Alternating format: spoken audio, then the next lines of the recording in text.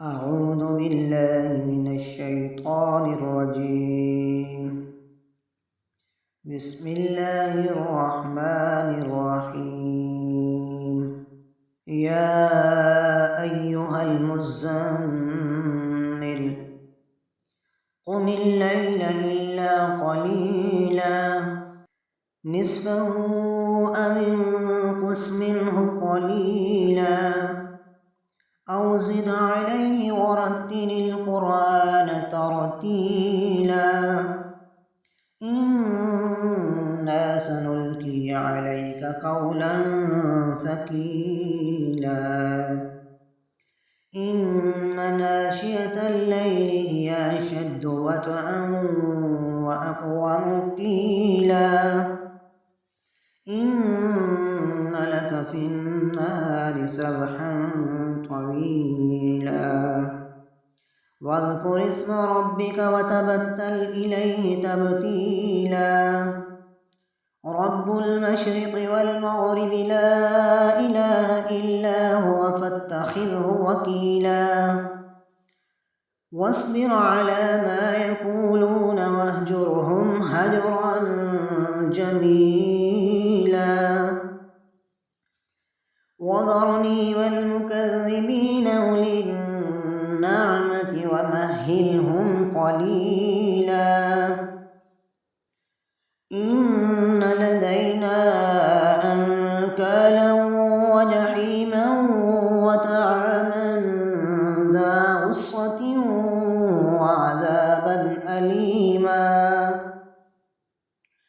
يوم ترجف الأرض والجبال وكانت الجبال كثيبا مهيلا إنا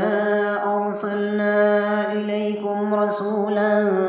شاهدا عليكم كما أرسلنا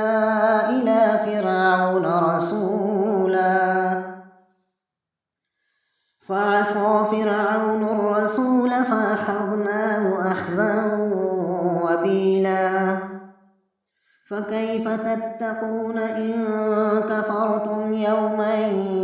يجعل الولدان شيبا السماء منفطر به كان وعده مفعولا إن هذه تذكرة فمن شاء اتخذ إلى ربه سبيلا إن ربك يعلم أنك تقوم أدنى من ثلثي الليل ونصفه وثلثه وطائفة من الذين معك والله يقدر الليل والنهار علم أن لن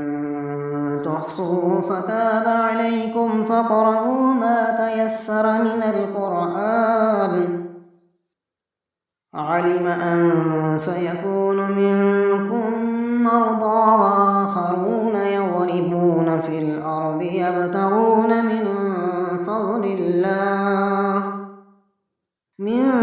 فضل الله وآخرون يقاتلون في سبيل الله فاقرؤوا ما